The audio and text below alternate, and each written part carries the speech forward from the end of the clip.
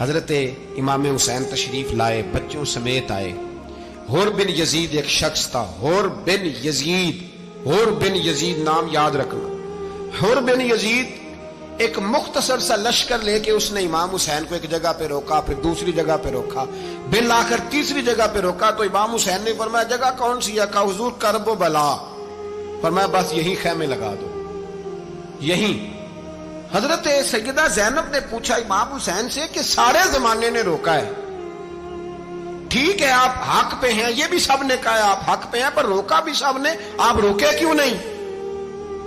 تو ابن کثیر اور ابن اسیر لکھتے ہیں کہ امام حسین رو پڑے، کہنے لگے بہن میں رک جاتا پر میں نے رات کو نانا مصطفیٰ کو خواب میں دیکھا ہے۔ تو حضور نے فرمایا حسین اگر آج یہ رواج پڑ گیا نا یزید جیسے لوگوں کا تو قیامت تک پڑا رہے گا، پھر لوگ کہیں گے کوئی نکلا نہیں تھا تو ہمیں بھی نکلنا، پھر لوگ ظالموں کے سامنے گردنیں جھکانے کے عادی ہو جائیں۔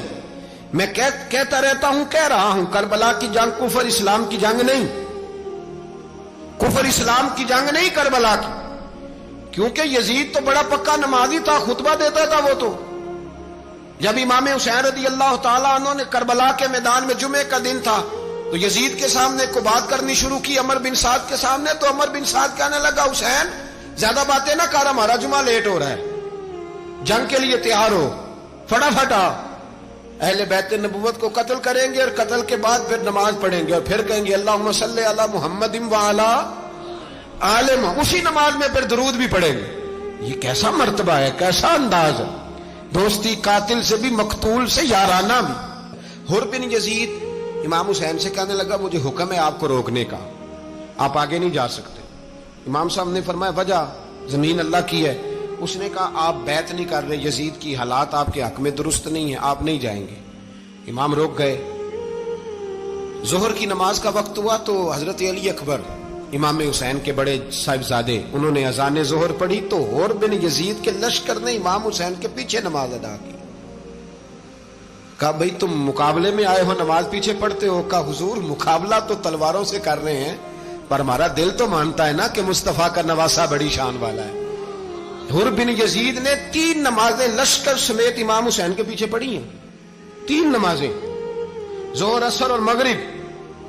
پھر امام حسین کے سامنے شرائط پیش کی کہ آپ کو یہاں گھیر لیا گیا ہے، یہاں آپ بیعت کریں گے، یہاں آپ جنگ کریں گے، 2 ہی باتیں۔ امام حسین نے فرمایا نہیں بھائی بیعت تو میں نہیں کرتا، اس کے علاوہ تم جو کہتے ہو میں کرنے کو تیار ہوں۔ اس نے خط لکھا، عبید اللہ ابن زیاد کو ایک بندہ دوڑایا پیچھے، کوفے چند میل پہ کوفہ تھا، کہا وہ نہیں مان رہے، کیا کرنا ہے؟ تو حسین ابن علی ہے، میں زیادہ دیر انہیں روک بھی نہیں سکتا۔ انہوں نے پیغام دیا حور بن یزید کو کہ کرنا کچھ بھی نہیں، ان کا پانی بند کر دو، بلیک میل کرو، کھانا پانی نہیں ملے گا، چھوٹے چھوٹے بچے ہیں، خود ہی مان جائیں گے۔ حضرت امام علی مقام کے بارے میں حور کے پاس جب یہ پیغام آیا تو حور کہنے لگا میری طبیعت نہیں مانتی حسین پر پانی بند کروں، دل نہیں مانتا۔ جب یہ لفظ کہے نا دوبارہ تو پھر عبید اللہ ابن زیاد نے عمر بن سعد کو 10,000 آدمی دے کے بھیجا، کہا حور بن یزید لچک دکھا رہا ہے حسین کے حق میں۔ ایک رے کا علاقہ تھا، بڑی وہاں فصل ہوتی تھی، لوگ کوشش کرتے تھے وہاں کا گورنر بننے کی، کوشش کرتے تھے۔ تو عبید اللہ ابن زیاد کہنے لگا تمہیں رے کی گورنری ملے گی، سب سے سرسبز و شاداب علاقہ، تمہیں وہاں کا گورنر بنایا جائے گا اگر حسین کے خلاف لڑو گے۔ یہ اتنی زبردست ہوتی ہیں گورنریاں کہ گورنریوں کے لیے لوگ نسل رسول کے خلاف بھی نکل آتے ہیں، یہ اتنی تگڑی ہوتی ہیں، اتنی جلدی وفاداریاں بدلتی ہیں۔ امام حسین کو روک لیا گیا، عمر بن سعد نے روک لیا۔ 1 محرم کو امام آئے، 7 محرم تا روکا گیا، 7 محرم کو پانی بند کر دیا۔ جانور پانی پیتے تھے، گھوڑے پیتے تھے، کتے پیتے تھے، لیکن مصطفیٰ کے گھرانے کو پانی پینے کی اجازت، 3 دن تک پانی بند رہا۔ 9 محرم کو عمر بن سعد نے اور لوگ بلائے۔ شمر ایک بڑا سخت آدمی تھا، سنگ دل بدبخت، جس نے حضرت علی اصغر کے گلے پر تیر مارا تھا، وہ اور لشکر لے کے آیا۔ رات کو کہنے لگا امام حسین رضی اللہ تعالیٰ عنہ سے کہ بس بڑا ہو گیا، یہ 9-10 محرم کی درمیانی رات، یا آپ جنگ کریں گے یا آپ بیعت کریں گے، 2 ہی باتیں۔ امام حسین اندر گئے، سیدہ زینب سے مشورہ کیا، باہر آئے، فرمایا بات وہی ہے جو پہلے دن والی ہے۔ او بھائی بچے ساتھ ہو، सहरा का इलाका हो, तपती हुई रेत हो, इतने कठिन और सख्त हालात, चारों जानब मौत ही मौत, दूर दूर तक अपनों का नामो निशान कोई नहीं, और अकेले फैसला करने वाले इमाम हुसैन, बाकी सारे बच्चे हैं या औरतें, सारे बड़े अकेले। इमाम हुसैन रज़ी अल्लाह ताला अन्हु ने फरमाया, भाई बैत तो मैं नहीं करता, बाकी जो तुम्हारा प्रोग्राम है। शिमर और इब्ने साद कहने लगे फिर जंग के लिए तैयार हो जाएं। क्या अंदाज है इमाम हुसैन का। फरमाने लगे कल जंग करूंगा, मुझे पता तो है जंग का नतीजा क्या निकलना है, एक रात मुझे दे दो ताकि मैं खुल के अपने रब की इबादत तो कर लूं।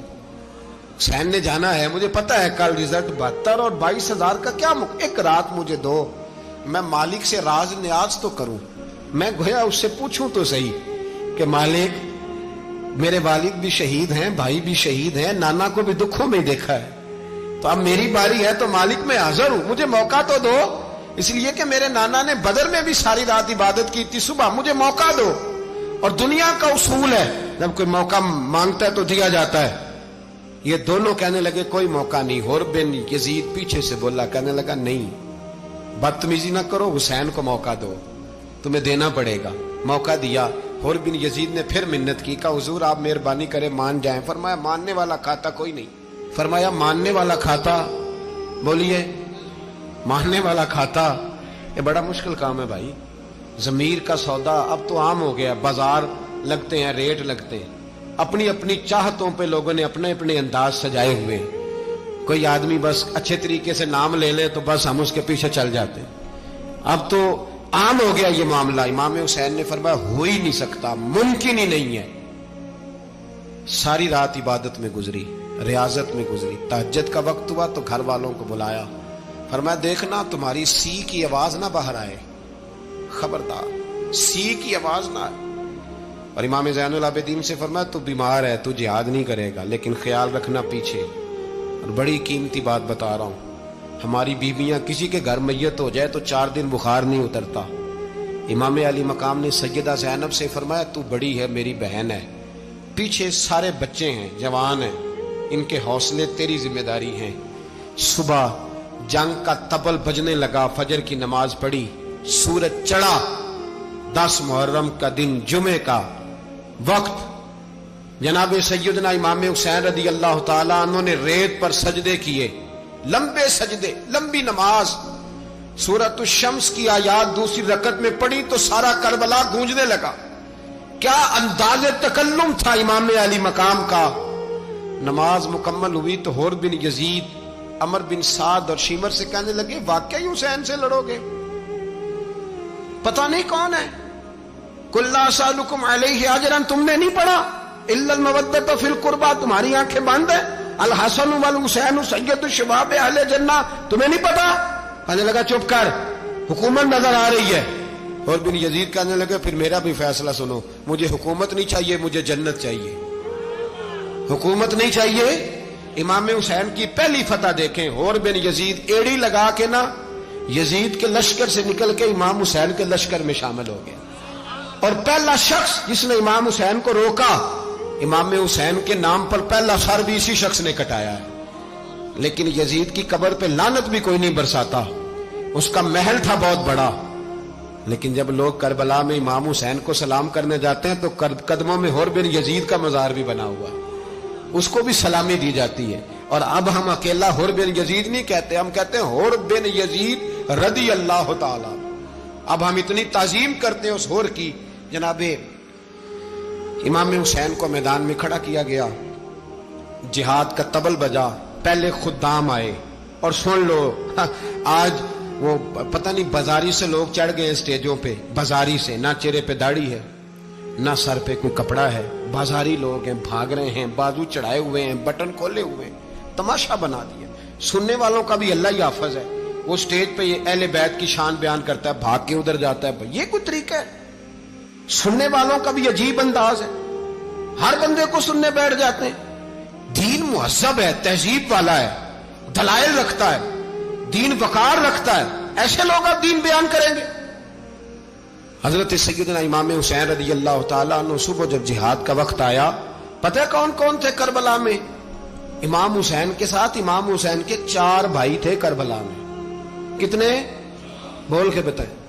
حضرت علی کے 4 بیٹے، عباس بن علی، جن کو حضرت عباس کہا جاتا ہے نا، علمدار، یہ حضرت علی کی دوسری زوجہ میں سے. عباس بن علی بھی تھے اور ابو بکر بن علی بھی تھے، عمر بن علی بھی تھے، عثمان بن، یہ حضرت علی کے بچوں کے نام ہیں. یہ آپ کے شہزادے امام حسین کے ساتھ شہید ہوئے. ان کا نام صرف اس لیے نہیں لیا جاتا کہ ان کا نام خلفائے ثلاثہ کے نام پہ، حضرت علی نے اپنے یاروں کے نام پہ رکھا ہے تو تم نے کربلا کے میدان سے خارج کر دیا. یہ تینوں شہزادے حضرت جناب سیدنا امام حسین کے ساتھ تھے، یہ بھی شہید ہوئے. حضرت جناب زینب امام حسین کی سگی بہن ہے. ان کے 2 بچے تھے، اون و محمد. جب امام حسین میدان میں جانے لگے تو جناب زینب بچوں سے کہنے لگی، نہ پہلے بھائی نہیں جائے گا، پہلے بھانجے جائیں گے. 2 بچے شہید ہوئے. حضرت قاسم بن حسن امام حسن کے بیٹے تھے. وہ جب میدان میں جانے لگے تو امام حسین نے کہا، نہیں بھائی تو نہیں جائے گا، تو میرے بھائی کی نشانی ہے، میں جاؤں گا. تو حضرت قاسم بن حسن نے ایک تعویذ کھول کے دیا کہ ابا جی میرے والد نے کہا تھا جب بڑی مشکل آ جائے تو تعویذ کھول کے دیکھنا. تو آج بڑی مشکل آئی ہے تو میں نے تعویذ کھولا ہے، تو یہ دیکھیں کیا لکھا ہے. یہ تو رکا ہے، تعویذ ہے ہی نہیں. جب کھول کے دیکھا تو اس پہ لکھا تھا، قاسم اگر حسین پہ کوئی کڑا وقت آ جائے تو بیٹے کے آگے آگے رہنا، اگر کڑا وقت میرے بھائی پہ کبھی آ جائے نا، دیکھنا اس کے آگے آگے چلنا، اسے حسن کی کمی نہ محسوس ہو. پائیاں جہاں ساک نہیں کوئی جے وچ خار نہ ہوئے. سیدنا امام حسین پہلی دفعہ کربلا میں اس وقت روئے جب یہ رکا. آپ نے دیکھا تو فرمایا ٹھیک ہے، اگر حسن کی یہ وصیت ہے تو میں نے زندگی میں اگر ان کی ہر بات مانی ہے اب بھی مانوں گا، تمہیں اجازت ہے. جناب قاسم بن حسن 16 سال کا جوان جب میدان میں نکلے تو ہائے ہائے پتہ نہیں کہاں سے آ گئی ہے. امام قاسم بن حسن جب میدان میں نکلے تو تبری سے لے کر علامہ ابو الاسناد صاحب سب کو پڑھ کے تو دیکھو. 3 دن کی پیاس ہے، شدید آزمائش ہے، دکھ ہے، تکلیفیں ہیں، پھر بھی پہلی دفعہ جب میدان میں گئے ہیں واپس آئے ہیں 19 لوگوں کو قتل کر کے واپس آئے. 19 لوگوں کو ایک بار میں حضرت ایسے ہی تماشا بنا دیا. مظلوم تھے وہ تو رو رہے تھے. ہر مقرر یہ کہہ رہا ہے کہ وہ تو بار بار کہہ ابا پانی مل جائے، پانی آ جائے، ترس گئے. خدا کا خوف کرو، یہ دلیر لوگ تھے. ان کی باتیں آج بھی پڑھ کے دلیری پیدا ہوتی ہے، دلیری پیدا ہوتی ہے، دلیری. سناؤ قصہ خیبر کو تمامی اپنے بچوں کو. علی کی داستان سن کے دلوں سے ڈر نکلتا ہے. علی کی داستان سن کے دلوں سے یہ جو بچے ڈر رہے ہیں نا، وہ چمگادڑ آ گئی، کاکروچ آ گیا، یہ خوف نکل جائے گا اگر حضرت قاسم بن حسن کی بات سنے گی. درجنوں لوگ آپ نے قتل کیے. ایک دفعہ آئے کہا چاچا یزید کا لشکر تو بڑا بزدل ہے، اگر چند قطرے پانی میرے حلق سے گزرے تو میں سارے کاٹ کے لے آؤں گا آپ کے پاس، چند قطرے. لیکن تھوڑی دیر گزری، عمر بن سعد کہنے لگا اکیلے اکیلے جاؤ گے تو علی کا پوتا ہے، یہ سب کو مار دے گا، کٹھے جاؤ. چاروں جانب سے تیر برسے. ایک تیر لگا آ کے گردن کے پیچھے، بس جناب سیدنا قاسم بن حسن گھوڑے سے نیچے گرے. تو جناب زینب حوصلہ کر کے آنسو سمیٹ کے کہنے لگی میں دیکھ رہی ہوں پردے کے پیچھے سے حسین میرے بھائی کا بیٹا گر گیا ہے، جا اسے اٹھا کے لا. حضرت امام حسین ان کو اٹھا کے لائے تو امام حسین نے سینے سے لگایا ہوا تھا تو ان کے پیر، ان کا قد لگتا تھا امام حسین سے زیادہ ہے. اٹھا کے لایا، لٹا دیا گیا. امام حسین کے اپنے بڑے بیٹے میدان میں نکلنے کو، علی اکبر نام ہے. جب جن لوگوں نے حضور کو نہیں دیکھا تھا وہ جب کہتے نا ہم نے نبی پاک کا دیدار نہیں کیا تو بتاؤ کس طرح کے تھے، تو بتایا جاتا تھا کہ جناب علی اکبر کا دیدار کرو، ہم شبیہ مصطفیٰ. اور جب وہ گلیوں میں نکلتے تھے تو عورتیں چھتوں پہ چڑھ جاتی تھیں.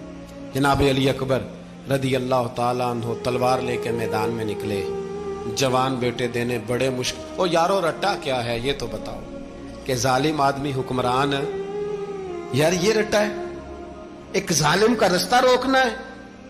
اس رٹے کے لیے ہم شبیہ مصطفیٰ جناب سیدنا امام علی اکبر میدان میں نکلے، بڑے لوگ مارے، بڑے.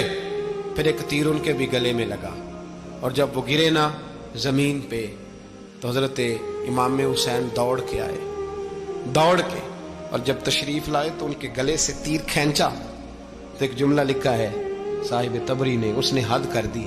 कहने लगे तीर खींचा तो इमाम हुसैन की आंखों में आंसू आए। कहने लगे काश जनाब इब्राहिम आज मेरे सामने होते तो मैं उन्हें कहता कि आपने तो बेटा ज़िबा करते वक्त आंखों पे पट्टी बांधी थी, देखो मैं खुली आंखों से बच्चे ज़िबा कर रहा, खुली आंखों। काश जनाब इब्राहिम खलील होते तो उन्हें कहता।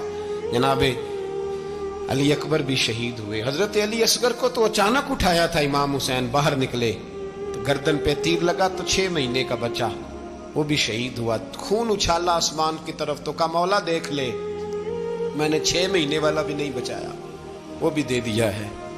फिर हजरत अब्बास को बेटियों ने कहा कि अब ना, कुछ कहते हैं पहले शहीद हुए, कुछ ने लिखा बाद में, अब हमसे पानी के बगैर नहीं रहा जाता। तो जनाब अब्बास पानी का मशकीज़ा लेके निकले, बाहर निकले, एक हाथ कटा, दूसरे पे मशकीज़ा वो भी कटा। देख लो मैं पस मंजर पे हूं अभी तक, मैं बता रहा हूं कि जिहाद किसके खिलाफ था? जालिम हुक्मरान के खिलाफ, जालिम काफिर के खिलाफ नहीं, मुशरिक के खिलाफ नहीं। हजरत इमाम हुसैन रज़ी अल्लाह ताला अन्हु ने हर जगह एक ही बात की कि यजीद शराबी है तो बच्चे कटवा दूंगा, शराबी को वोट। ये एक नहीं, हर किताब में यही लिखा, हर किताब में, और हर मसलक की किताब। यजीद चूंकि मुजरे देखता है, रंडियों का नाच देखता है, बच्चे कटवा दूंगा, उसके हाथ में हाथ। इमाम हुसैन ने फरमाया चूंकि अल्लाह की हदों को तोड़ता है, हुकूकुल्लाह पामाल करता है, हुदूदुल्लाह, बच्चे कटवा दूंगा लेकिन उसके हाथ में हाथ। सारा दिन खुद मुजरा देखना और 10 मुहर्रम को 2 देगे पका के हुसैनी बन जाना, सारा साल खुद गंद मंद करना, शराबियों के साथ रहना और 10 मुहर्रम को 2 आंसू बहा के याद रखना। मैं हमेशा कहता हूं, फिर कह रहा हूं, जिसके मोबाइल में गंदे गाने हैं, गंद देखता है, शराबी कबाबी का सपोर्टर है, वोटर है, या मुजरे देखता है, आता जाता है, वो याद रखे कयामत में इमाम हुसैन का हाथ होगा, उसका गिरेबान होगा। हमसे न रकम होंगे कसीदे यजीद के, हम लोग तो हुसैन के सीरत निगार। हजरत अब्बास बाजू कटा, फिर पानी तो भर लिया था, ला ना सके, फिर गर्दन कटी तो शहीद हुए। बच्चों की भी शहादत हुई, पर जब उनका लाशा उठाया तो इमाम हुसैन कहने लगे मौला अब ना हुसैन की कमर कमजोर हो गई है, अब कमजोर हो। और भाई एक मैयत हो जाए तो 4-5 दिन तो पूरी आंखें नहीं खुलती, कैसा जर्री खानदान है। थोड़ी देर गुजरी तो इमाम अली मकाम ने पटका बांधा, सर पे दस्तार बांधी, मौला अली की तलवार पकड़ी, नबी पाक का इमामा बांधा और घोड़े पे सवार हुए तो कहने लगे ज़ैनब घर तेरे हवाले और मैं अल्लाह के हवाले, घर तेरे हवाले और मैं।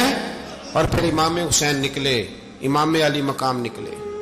रावी कहते हैं कि ये जलवा पहले भी बड़े सोने थे, पर आज जो रंग देखा वो कभी नहीं देखा। क्या अंदाज था, जिधर जाते नारा लगाते तो हद हो जाती। इतने लोग इमाम हुसैन ने काटे, इतने काटे, फिर वापस पलट के आए और कहने लगे ज़ैनब जरा पर्दे के पीछे से देख तो सही मेरी बहन, इन बुज़दिलों को जुर्रत ही नहीं हो रही हुसैन के मुकाबले में आने। एक दूसरे को धक्का देते, तू जा तू जा, फिर इकट्ठे वार हुए।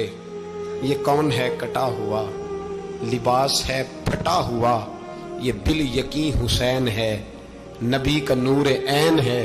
फिर चारों जानिब से तीर बरसे तो इमाम अली मकाम चूंकि नमाज का वक्त हो गया था, उतरे घोड़े से, खून बह रहा था, गर्म तरीन रेत से तयम्मुम किया, सर सजदे में रखा और जब शिमर आपकी गर्दन काटने लगा तो कहने लगे ठहर जा जरा, रब से एक बात कर लेने दे।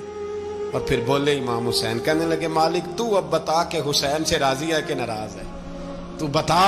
तो फिर एक आवाज आई, या अय्यतुहन नफ्स मुतमइन्ना इरजिई इला रब्बिकी रादियतम मर्दिया। फरमाया नफ्स मुतमइन्ना वापस आ जा, तू अल्लाह से राजी है, अल्लाह तुझसे राजी। इमाम हुसैन वहां शहीद हो गए। अब ये काफिला इमाम हुसैन का सर काट, जरा देखना गौर करना, सर काट के नेज़े पे रखा है, जिस्म करबला में पड़ा है। औरतों को घोड़ों पे बिठा के ले जाया गया यजीद के दरबार में।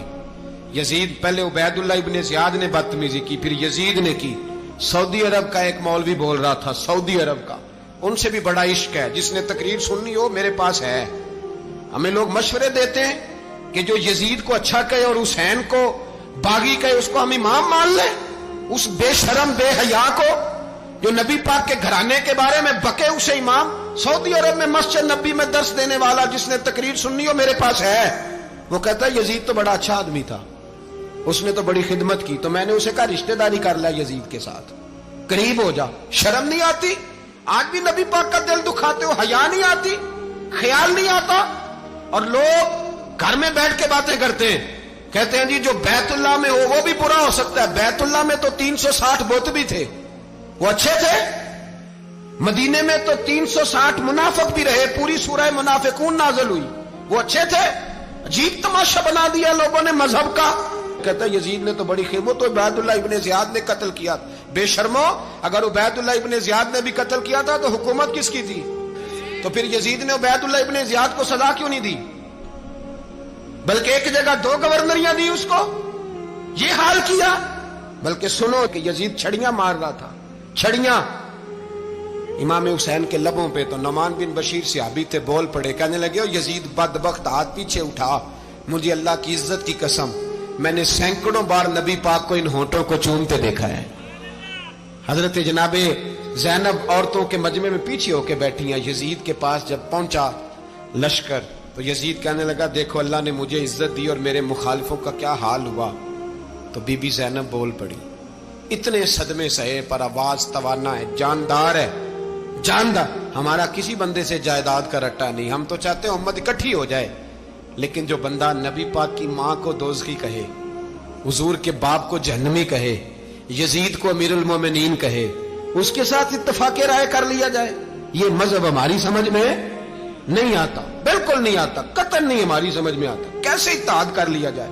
یہاں تو میرے بھائی جو ہمارے ابا کا مخالف ہو اس سے اتحاد نہیں ہوتا، اور جو نبی پاک کے والد کو دوزخی کہے اس سے اتحاد ہو جائے۔ کہتے ہیں جی وہ جی اتنی فرقہ واریت ہو گئی، ہم کس مسجد میں جائیں؟ 60 پارٹیاں پاکستان میں رجسٹرڈ ہیں جو الیکشن لڑتی ہیں، کبھی کسی بندے کو ٹینشن نہیں ہوئی کہ کس کے پاس جائیں کس کے پاس نہ جائیں، کبھی نہیں کو بولا کہ اب وہ بھی کھڑا ہو گیا، وہ بھی، کوئی ٹینشن نہیں۔ مذہب کی باری ٹینشن ہو جاتی ہے، اتنا بڑا مذہب ہوتا ہے بھائی، غلط بندے بھی آ جاتے ہیں بیچ میں، تھوڑا پہچان کے چلنا پڑتا ہے صحیح کون ہے اور غلط۔ اور یہی تو ہمیں امام حسین نے بتایا ہے کہ مذہب کے اندر ہی تم نے شناخت کرنی ہے کہ بندہ ٹھیک کون ہے اور بندہ غلط۔ یہی تو کربلا ہے، یہی تو امام حسین نے بتایا، کفر اسلام نہیں، حق اور باطل۔ تو سمجھیے گا حضرت سیدہ زینب نے جب سنا نا کہ یہ کہہ رہا ہے کہ مجھے اللہ نے عزت دی، تو جناب زینب بولی، نعمان بن بشیر کہتے ہیں بی بی بولی، اتنے صدمے ہیں پر جناب زینب بولی اللہ اکبر، اس انداز میں بولی کہ پہلے قرآن مجید کی آیت پڑھی، کہنے لگی وَتُعِزُّ مَن تَشَاءُ وَتُذِلُّ مَن تَشَاءُ بِيَدِكَ الْخَيْرُ إِنَّكَ عَلَىٰ كُلِّ شَيْءٍ قَدِيرٌ۔ اور پھر کہنے لگی یزید تو بکتا ہے، کہتا ہے کہ تو عزت والا ہو گیا، یہ تیری حکومت ہے، 4 دن گزرنے دے، تجھ پہ کوئی لعنت بھی نہیں برسائے گا، اور میرے بھائی کا قیامت تک ممبروں میں اور خطبوں میں ذکر ہوا کرے گا، وقت گزرنے دے۔ جب جناب بی بی زینب بول رہی تھی تو حضور کے ایک نابینا صحابی پاس بیٹھے تھے، جناب نعمان بن بشیر کا ہاتھ ہلایا، ہلا کے کہنے لگے کیا علی آ گئے؟ تو علی کی آواز لگتی ہے، جبریل امی بول رہے ہوں جیسے، حکمت کے گوہر رول رہے ہوں جیسے، دربار دمشق میں بی بی زینب کا خطاب، منبر پہ علی بول رہے ہوں جیسے۔ میرے بھائی بس کربلا والا قافلہ تو مدینے پہنچ گیا، 3 سال یزید نے حکومت کی، شرابیں عام ہو گئیں، مکے پہ حملہ ہوا، خانہ کعبہ کا غلاف جلا، مدینے پہ اس نے حملہ کیا، 3 دن مسجد نبوی میں اس نے گھوڑے باندھے، مسجد نبوی میں صحابہ کو نکال کے اپنا اس نے امام مقرر کیا، لیکن پھر امت نے اسے قبول نہ کیا، پھر وہ رسوا ہوا اور آج تک وہ رسوا ہے۔ لیکن امام حسین کا نام کل بھی زندہ تھا اور آج بھی۔ درس یہ ہے، پیغام یہ ہے، پیغام یہ ہے، یاد رکھو موت تیزی سے آ رہی ہے، ہمارے ساتھ والے دائیں بائیں والے سب چلے گئے، اسی طرح نمبر لگے گا، ایک دن اعلان ہوگا۔ ضمیر کے قیدی بن کے زندگی نہ گزارو، بالکل نہ گزارو، یہ تھوڑی سی زندگی ہے، دنیا سجن المومن۔ حق بات کرو، حق پہ ڈٹنا سیکھو، دین سمجھو، خبردار رسول پاک صلی اللہ علیہ وسلم کے دین میں ظالم، جابر، فاسق، فاجر کی کوئی گنجائش قطع نہیں ہے۔ اپنے آپ کو سمیٹو، اپنے آپ کو سنبھالو، دین میں اپنا کردار ادا کرنے کی کوشش کرو، دین طلب کرتا ہے ہم سے کہ ہم نے دین کو کیا دیا ہے. امام حسین نے سارا گھرانہ دین کے لیے دے دیا. ہمارا جو بچہ کسی کام کا نہیں رہتا اسے مدرسے داخل کراتے ہیں. ہم نے دین اتنا کمزور کر دیا ہے کہ عالم اگر شور نہ کرے، عالم اگر شور نہ کرے، زور نہ کرے، گھٹن والا ماحول ہو گیا. مذہب کی پوزیشن کمزور کر دی. اب جہاں تک اس بات کا تعلق ہے جی فرقے ہو گئے، تو میرے بھائی یہ کوئی اتنی خطرناک بات ہے، یہ کوئی اتنا مشکل معاملہ نہیں ہے. یہ تو امام حسین نے بتا دیا تھا کہ یزید کے طور پر ایک غلط فرقہ کھڑا ہو گیا ہے، لہذا اس کا مقابلہ کرنا ہے. اس میں کوئی بری بات ہے؟ لیکن ایک سبق ہے بزرگوں کا کہ اگر سچی بات بھی نہیں کرنی تو پھر اس منبر کا حق ادا نہیں ہوتا. جو سچ بولے وہ حسینی ہے، جو ظالم کے سامنے کھڑا ہو جائے وہ حسینی ہے. جو مصلحت کوش ہو، جو کہے ٹائم نہیں، گراؤنڈ ریالٹی نہیں، حالات نہیں، طبیعت نہیں، موقع نہیں، تو ابھی امام حسین کے پیغام کو نہیں سمجھا.